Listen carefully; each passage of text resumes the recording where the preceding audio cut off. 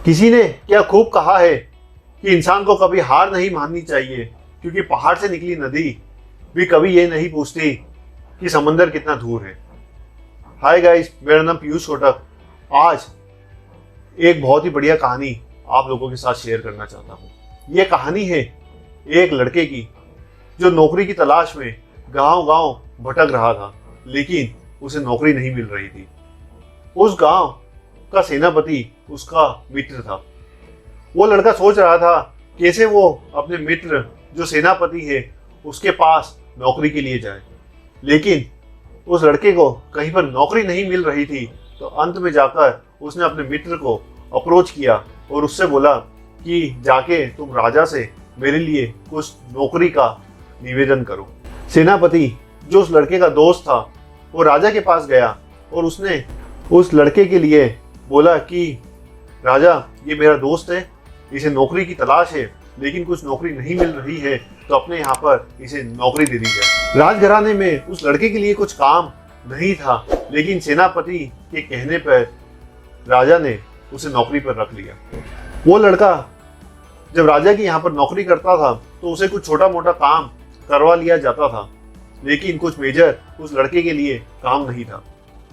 कुछ दिनों के बाद राजा ने देखा कि लड़के के पास कुछ काम नहीं है, तो राजा ने उसे एक काम दिया। उस राजा के महल से कुछ दूर एक गांव था जहां से उस राजा को अपना बकाया पैसा लेना था।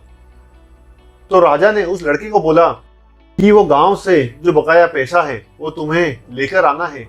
घोड़ा तुम्हारा भार रेडी है और ये कागजात जाकर तुम उन गांव वालों से अपना बकाया पैसा लेके आओ। तो उस लड़के ने बोला कि ठीक है, मैं लेने जाता हूँ पैसा। और राजा से बोलता है कि जब मैं रिटर्न में वहां से आऊं तो आपके लिए क्या लेके आऊं। तो राजा ने बोला कि तुम ये महल घूम लो, तुम्हें कुछ अगर चीज ऐसी लगती है जिसकी कमी है राजघराने में तो तुम लेकर आ सकते हो। वो लड़का ये बात सुनकर और जो कागज थे वो लेकर घोड़े पर सवार होके वो गांव चला गया। गांव में पहुंचते ही उसने सब गांव वालों को बुलाया और कागज निकालकर हर एक जन का नाम बोलने लगा कि किस किस के कितने कितने पैसे बाकी है। उन सब गांव वालों के चेहरे पर वो दिख ही रहा था कि उनकी पोजीशन ऐसी है ही नहीं कि वो कर्जा लौटा पाए। गांव वालों ने बोला कि हमारे पास तो इतना पैसा है ही नहीं कि अभी हम कर्जा लौटा पाए। उस लड़के ने देखा कि ठंड का मौसम था, गांव वाले वहां पर लकड़ी जलाकर बैठे हुए थे, कुछ काम धंधा नहीं था और पैसे का अभाव था। कुछ देर वहां पर रुकने के बाद उस लड़के ने उन गांव वाले को बोला कि तुम्हें कुछ भी पैसा लौटाने की जरूरत नहीं है, लेकिन तुम ऐसा क्या दे सकते हो राजा को जिससे राजा प्रसन्न हो। गांव वाले सोचने लगे कि ये जो लड़का ये बात बोल रहा है, लेकिन इसके पास जो कागज है उस पर हमारे अंगूठे के निशान लगे हुए हैं। राजा आज नहीं तो कल किसी और को भेजेगा ये सब पैसा लौटाने के लिए। ये सब चीजें जो उन लोगों के दिमाग में चल रही थी, लड़का इतना होशियार था कि वो सब उनकी बातें समझ रहा था। उस लड़के ने वहां पर जो आग जल रही थी उसमें वो कागज जला दिए और ये देखकर गांव वाले बहुत प्रसन्न हुए। वो सोचने लगे ये लड़के ने तो कागज ही जला दिए, अब उसका बकाया पैसा उनको देना ही नहीं पड़ेगा। तब गांव वालों के पास कुछ देने के लिए नहीं था, लेकिन गांव वालों ने बोला राजा को बोलना कि हमारी दुआएं हैं राजा के साथ। दुआएं लेकर वो लड़का वापस से राजघराने लौटा और राजा को बोलने लगा कि राजा, मैं आपके लिए दुआएं लेकर आया हूँ। गांव वाले लोगों के पास तो पैसा ही नहीं है कर्ज चुकाने के लिए, और मैंने उनको मना भी कर दिया कि कर्ज के बदले तुम क्या दे सकते हो। तो गांव वालों ने आपके लिए दुआएं लुटाई है। राजा बोला कि क्या तुम पागल हो गए हो कि तुमने उन्हें मना कर दिया। लेकिन कुछ देर पश्चात राजा भी समझदार था, उसने उस लड़के को कुछ नहीं बोला।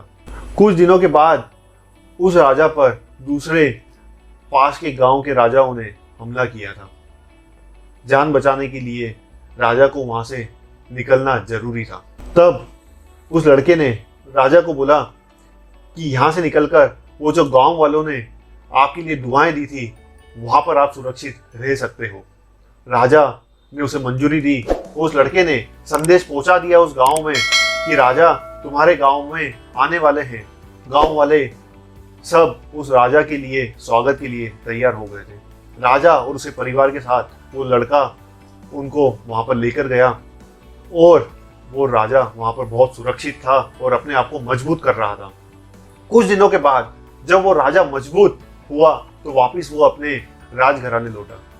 तब उस राजा को इस बात का एहसास हुआ कि जो दुआएं, जो आशीर्वाद वो गांव वालों ने दिया है, वो कितना भी कर्ज का पैसा भी नहीं दे सकता। तब उस राजा को इस चीज का एहसास हुआ। तो इसी तरह आप सब लोगों से भी मैं यही कहना चाहता हूँ कि दुआएं कमाते चलो। पैसा जो काम नहीं कर सकता, दुआएं और आशीर्वाद उससे ज्यादा उसकी भरपाई कर सकता है। तो काम करो कुछ ऐसा कि दुनिया करना चाहे आपके जैसा। तो इसी के साथ आपके जीवन को और बेहतरीन बनाते जाओ और अपने जीवन के माध्यम से अगर आप किसी और के जीवन में कुछ प्रभावशाली काम कर सको तो जरूर करिएगा, क्योंकि वही काम कब आपको सुरक्षित और रिटर्न में ऐसी चीज देगा आपको भी नहीं पता चलेगी। तो इसी के साथ इस चैनल को और इस वीडियो को शेयर और सब्सक्राइब जरूर करें, क्योंकि इसी से मेरा मनोबल भी और बढ़ता है। Thank you so much. Stay connected.